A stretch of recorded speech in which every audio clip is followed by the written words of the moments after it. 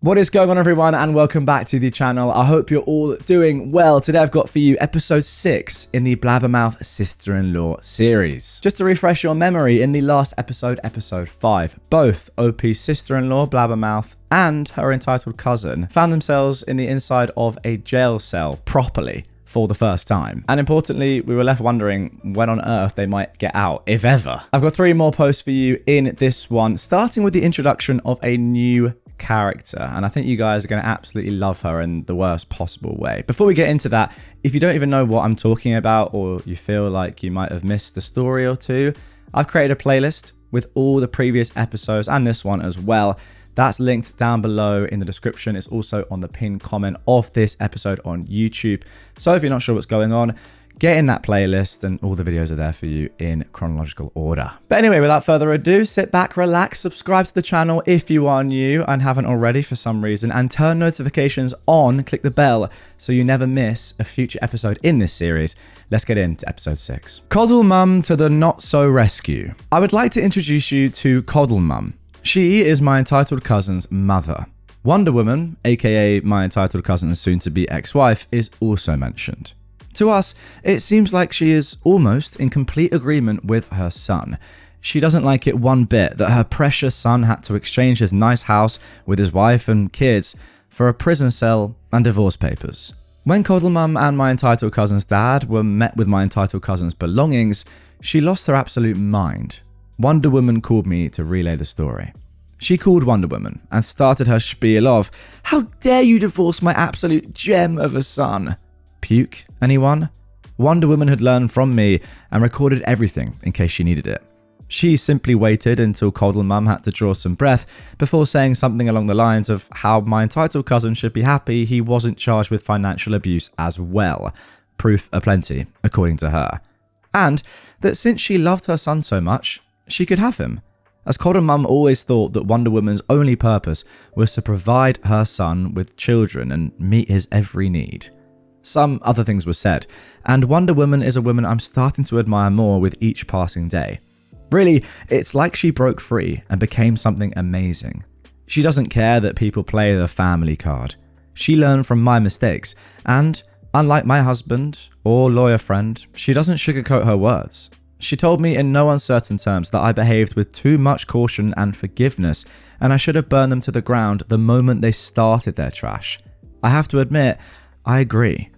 My entitled cousin's dad walked in on that conversation and lost his mind on Coddle Mum. Wonder Woman told Coddle Mum that she did not want any contact. My entitled cousin's dad could call and they'd make arrangements for him to see the grandchildren. Wonder Woman is working with a lawyer and social services on how to approach visits between Coddle Mum and her grandchildren, concerning some things that you'll read below. So, after getting an earful from her soon-to-be ex-daughter-in-law, Coddle Mum started calling me and my husband, demanding that we drop everything, and begged for forgiveness for nonsense like tearing the family apart and not doing what was right. We recorded, hung up, blocked her, saved everything we needed, and filed for a no contact order. But when all of her shenanigans didn't work, she tried something else. She seemed to have learnt from her son where I lived, so she came to our house. But as we have doorbells with cameras, love the invention, with recording settings, I can enjoy the show from my spot on the couch while she dug her own grave. Like heck, I was opening the door with Coddle Mum outside. No, lady, heck no. I was so glad my children and husband were not home. Screams alternated between, "How dare you do this to my son? I'm going to insert violence here to you, and you should have given him what he wanted. That's how it's done." Hello, medieval mindset, where the men matter and women only matter to give the men what they want. I understood in an instant where my entitled cousin got the whole bow down to the will of the family thing from. Too bad I couldn't get any snacks or drinks due to doctor's orders of rest, but watching from the cameras how Coddle Mum lost her mind and started throwing everything she could at my home, and then got arrested by our town's finest people in blue, was priceless. I'm also slightly disappointed she didn't get to meet Frou Frou and my 4th baby, LeFou. Yeah, we got a dog.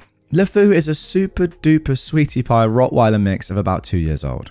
Total lapdog for us and just the right kind of protective. He was already being trained by the name he went by. It turns out the nice woman who lives next door knows the breeder, and she was asked to name the pups of this litter. LeFou and my family have been doing some extensive training with my neighbours.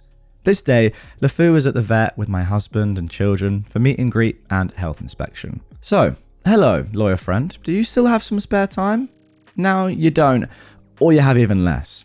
He's still sometimes wondering if my husband was adopted because he can't believe the sheer stupidity of some of his family members. Spoiler, he isn't adopted. But anyway, join the club. Wonder Woman has also been updated about this. I thought she might need it in case Coddle Mum tries anything regarding visitation with the grandkids. Oh, and she got the job. She's also in the process of further protecting herself, but I won't share that info. I don't condone violence, but that woman should be happy that neither my husband, kids, LeFou, our neighbours, or Frou were around. Coddle Mum would have been toast. But hey, the plus side is that she now knows what the bench in a cell feels like, from my point of view at least. Okay, there we go. A brand new character enters the fray, and goodness me, is she entitled? I mean, seeing someone like this, I completely agree with you, OP. It's just so obvious now as to why your entitled cousin is the way they are. Yeah, that stuff that is just pretty sexist, very archaic. This is where it comes from. It all makes sense. I am rooting for Wonder Woman though. I mean, the fact that she's got the job is fantastic. The fact she's making a new life for herself is phenomenal. And yeah, all the best for her. Now let's get into the second post of this one, which is an update. Mother-in-law blew it. Last week on Saturday, we went to have coffee with my father-in-law and mother-in-law, as we often do. We made sure to give them a call notifying them we would be coming, so my father-in-law could notify my brother-in-law in case he wanted to come. No contact order, works fine. Brother-in-law is not in the mood for visits from our local people in blue and white. The kids came with us, and my husband's other sister, second kid of my father-in-law and mother-in-law, was there as well.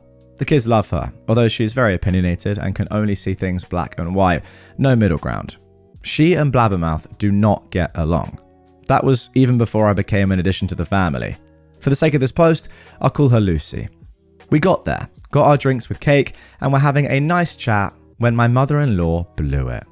We told them that during these visits, we wouldn't discuss the situation with Blabbermouth and my entitled cousin. If she wanted to do so, we would see each other for that on a different time and day. We want these visits to be for other things than that. This was firmly explained, especially to my mother-in-law, as she began to talk about Blabbermouth twice in a row. She stopped after we just got up and left. You know what? I kind of slightly have to disagree with you on this one, OP. Yes, in an ideal world, you wouldn't talk about Blabbermouth here or your entitled cousin, but this is a major thing that's going on in your family and obviously is a huge part of your husband's parents, mothers, well, whatever. Like your entire family's lives at the moment. So to ask not to speak about it at all at a family get-together, I think is asking a little bit too much. I think that's just unrealistic. Anyway, last week, my mother-in-law had to do it again. She started to say that she felt so sorry for Blabbermouth, how awful it must be for her. We told her to stop, as this is not what we came for. Lucy also told her to stop. Then, my mother-in-law asked the questions she should never have asked. Don't you have pity? Don't you feel sorry for her? Kaboom. My youngest two started crying. My eldest, me, husband, and Lucy all flipped our lids. My husband and I decided that we needed to deal with our children. We took them outside, made sure they were calm and felt safe before I went back in. Let me just personally here, guys, explain what I meant. And just so you know, I mean, I'm not on the side at all of OP's husband's family here. I'm just saying I think it's unrealistic to not expect to talk about the situation a little bit. However, then jumping to, don't you feel sorry for my daughter who tried to abduct your children? I mean, that's going a little too far. Lucy was grilling her mother. I told her she could stop. My mother-in-law wasn't crying, but just looked at me with a numb look, for lack of a better description. My speech to my mother-in-law, almost verbatim, went like this. To answer your questions, no, I don't feel sorry for her, nor do I pity her. We helped her with her home. We helped and still help her children with a college education. And, if they do it right, with a home. We took you all on holiday. Unbeknownst to you all, it was my good word that got her the job she has now when I was asked. Because although I hate her entitlement and the way she talks about me, I acknowledge she is incredibly good at her job. I would never screw someone over if I thought they were good at their job and reasonably decent to those they work with. She wanted more. She demanded we give more, only because we're related, because we're family, like an obligation to do something. She always thought she had some priority over me, my husband, and our family, simply because she popped her children out first. She told my husband to divorce me because I would never amount to anything, and every form of education I followed was a waste of time and money. But the moment we have money, she demands money. When she heard the word no to her outrageous demand, she yapped the family against our wishes, causing all the troubles we have now, destroying relationships in the process. She talked with my entitled cousin about attacking me, hurting me, and abducting our children, and acted on it. I needed surgery for Flip's sake because of that attack, and I'm not out of the woods yet. Our children are in therapy because she tried to take them against their will. My husband is in therapy because of her and my entitled cousin, as he feels like he can't protect his family. I'll be fine, but she had the audacity to F with my family. Don't ever expect for me to feel sorry for her after all the trash she has put my family through. Her own family, for Flip's sake. Family only has value to her when she can get something from them, no matter the cost to others. As long as she gets what she wants without the need to pay. You won't be seeing me or the children for some time. I don't care what my husband decides. You are his mother, and I will never tell him he can't see you or talk to you. I love you with all my heart. I thank you for raising my husband to be the man he is now, but I will not put the children through the sheer favoritism and the hurt it causes them. To my father-in-law, I said this: we won't be coming for a while. We have so much to deal with already, and I can't have my mother-in-law adding to it. Me or my husband will give you a call to discuss some things. With that, I grabbed the coats and I left. My husband had a call with my father-in-law later. They had a long talk about how he'd had enough of his mother's favoritism towards his sister when there is conflict. He told his dad that he holds no grudge against him, but he needs a break. Lucy and I needed to do some shopping together yesterday, and she told me that my mother-in-law could only sit afterwards. According to Lucy and her dad, after we left, my father-in-law didn't say anything to her. He just took the mugs, plates, and stuff to the kitchen, placed it in the dishwasher, wiped everything down, then sat on the chair, looking at her and just telling her, calm as ever, "You blew it." The daughter-in-law who forgave so much, was willing to let so much slide, who helped us out so much, and who tried not to involve the law because of us and our family, has had enough. And she is right. At that moment, my mother-in-law started crying. Lucy was then asked to leave. To her credit, she leaves us be. Normally, I would have taken her to certain appointments, but she and my father-in-law made other arrangements for the time being. We're in no contact with my mother-in-law for a while. My children are devastated. They knew that my mother-in-law had a soft spot for Blabbermouth, but they're shocked that their grandmother ignores the hurt her own daughter causes to her son, daughter-in-law, and grandchildren. They miss her. They have a lot of questions. My husband is broken and angry. He had a talk with his therapist about it. He misses her, but he told me that his mother needs to learn a harsh lesson right now. I told him once again that I would never demand of him to stop seeing his mother. If he wishes, he can go, he can call, whatever. I wouldn't be angry. He knows my boundaries. I simply won't go to visit, nor am I willing to talk to her. For now, we don't want the children to go there either. If she wishes to apologize, fine. Not now, as I'm still fuming. If/when she wants to apologize, she will have to come up with an insanely good apology, as I'm not willing to sweep this obvious favoritism under the rug. I've done that too much already. For now, I have her blocked on my phone, and I've removed myself from the family group chat. I love my mother-in-law tremendously. She helped us a lot when the children were little. In our time of need, they and my parents were there. They've always respected our parenting decisions, even though they didn't always agree with them. When my mother-in-law and father-in-law babysat, they respected our wishes. She would freestyle when they were a bit older, but made sure they had their sleep, ate healthy meals and snacks, with the occasional treats and such. I was always treated with love and respect. I helped them out whenever and however I could. So, this hurts. She has seen me in the hospital. She saw what was done to me. She has seen the fear my children had and have, the hurt in my husband's eyes. She's seen this all, and all she knows and does is turn a semi-blind eye to her daughter's actions. She acknowledges my entitled cousin's actions against us, but not her own daughter's. Hello, therapist. I just want this nightmare to end. Okay, wow, shocking stuff. And then, to round off this episode, a couple of weeks later, on the 5th of May 2022, we got this update on OP's mother-in-law. My mother-in-law contacted my husband. She went over to our house. My husband was home alone. He'd taken a week off. We were expecting a parcel delivery. The delivery man came, my husband checked the cameras and went to open the door. Parcel, signature, yada yada. As the man went, his mum came. She came up to him and started talking. My husband just stood there with the parcel in his hands, and after she stopped talking, he told her, "Mum, your own daughter tried to hurt your own son and harmed your daughter-in-law and grandchildren. She knew OP would be attacked and encouraged it. If she didn't, she knew and didn't care what would happen to her. She didn't report it or do anything to try and stop it. My wife will probably need surgery again." Side note, left kidney, liver and spleen were always problematic, thanks to my entitled cousin and the beating even more so, to the point they might need to be removed. I'll hear this tomorrow. Now, you ask her to pity her and show mercy when all that happened because she broke the law? She hurt us. You keep choosing her even when things like this happen and hit you across the face.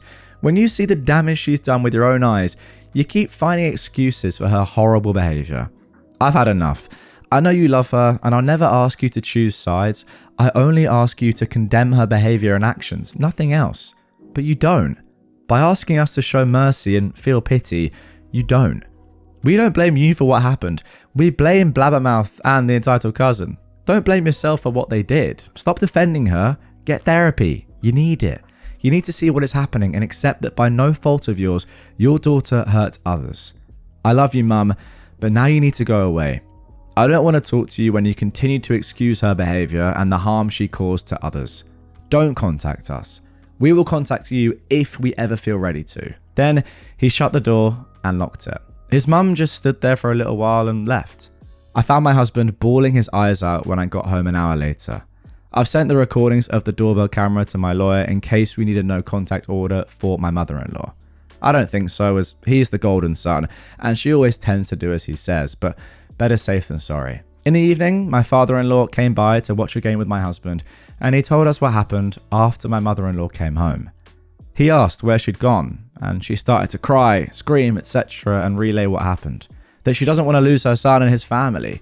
She asked herself why it had to come to this, to which my father-in-law truthfully answered that his son was right. She kept choosing her daughter over her son no matter what. That she can still love her daughter but condemn what she did. She doesn't though. My mother-in-law told him that all she feels is the need to protect her child, to which he responded that, however understandable that may be, by doing so she hurts her other child, a child who also needs her. This is what he said, paraphrased. Love both and don't choose sides. Your daughter hurt your son and his family. Your son hurts because his own sister has hurt his wife and his children. He hurts because she cares more about getting what she wants. He hurts because you can't see that. Love both, as is natural to you as a loving mother, but open your eyes to the hurt that's been caused. She asked him if he could help her with my husband and me, and this is how he responded, again paraphrased. I will not lift a finger to help you in this situation with them. This is all your own doing. I've warned you many times in the past, more so in the last year, that this might happen, that these actions might have this outcome. Our son's idea of therapy might be a good idea. However, this will not automatically mean you get to see them again and be in their lives. Before this mess started, our son and OP were kind. They had an open mind, trusting, they tended to see the good in people, and when bad things happened, they tried to see what caused it and condemned it when they deemed it was warranted. They still are good, kind people. They still try to see and figure out what caused certain things, but they become suspicious of people's motives. They aren't so trusting anymore. They're scared that they'll get hurt, that the children will get hurt. If you ever want a chance to see them again, you need to respect them and their decisions. Accept that they might not forgive you, whatever you do. By now, you know that they, and especially OP, will not excuse behaviour in the name of family any longer. She and our son have finally learned to stand up to such a degree that nobody dares mess with them. You and OP are both loving people. You love your husbands, children, and others. The difference between the two of you is that OP is now willing to go ballistic when she feels her children and or husband are threatened. Don't mess with this mama bear. She will not back down if you go too far, and you know it. Do you understand now why I love and respect this man so much? My mother-in-law just kept crying silent tears. Lucy also tells me that her mother is a shell of who she was. She keeps saying that she lost her son and his family and how sorry she is. To be honest, I feel like karma came for her. As of now, I don't feel any inclination to have contact with her. She is elderly, and I know that she might die without ever seeing us again. It hurts a lot. She really means so much to me, but I'm not going to expose myself or my children to her favoritism. She may be crying about how sorry she is, but I'll only believe her if she proves it. I don't believe words anymore, just actions. What we need is for her to show us that love for Blabbermouth should not blind her to this degree. I hope she can. I truly hope so. She won't get a get out of time out card just because she is family. And rightfully so, just because someone's family, and I think OP has sort of learnt this over the past few years, and yeah, we've seen as the story progresses that she has become less sort of forgiving, less of a doormat. Well, I don't know. I don't think she ever really was a doormat, but maybe she was a little too generous without really sort of understanding other people and their sort of motives. I'm not sure if that's fair or not, but the point still remains that yeah, OP is past that stage of just saying, okay, your family, it's all right. Now, I'm not a parent, guys, so let me know in the comments down below, those of you that are. But when your child, and I'm hoping this hasn't happened to the majority of you, but when your child does something like terrible or illegal or morally awful, I'm not saying just like, you know, your run-of-the-mill bad thing, but like something that's actually really quite bad, how do you feel as their parent? You don't obviously just stop loving them. You still have all your love for them, but you can't condone their actions, can you? You can't still be like, oh yeah, what they did was amazing, I'm completely on their side, especially when it's affecting other family members. So I don't see anything that your mother-in-law OP is saying here as legit at all. It's all a load of bull. Like, I get it. She clearly has favoritism for OP's sister-in-law, Blabbermouth, but you're just affecting your own son and his family and his wife, you know. It's insane. It's not as if your daughter has done something bad, is in jail, hasn't really affected anyone else, and she's, yeah, done something criminal, but you still support her and love her, and it's not really having too much of an effect on anything else really in the world or other people, is actually like firsthand ruining other people in your family's lives, yet you're still willing and choosing to support that woman over other people. It doesn't really make much sense to me, but there we go. Anyway, drop your comments down below. If you were OP's mother-in-law and your daughter was doing these things to your family, genuinely, how would you react? I want to know. But anyway, that is going to do it for this one. Make sure to subscribe to the channel and turn notifications on so you don't miss any upcoming episodes. If you've not seen episode 4 or 5, they'll be on screen here, and I'll catch you on the next one.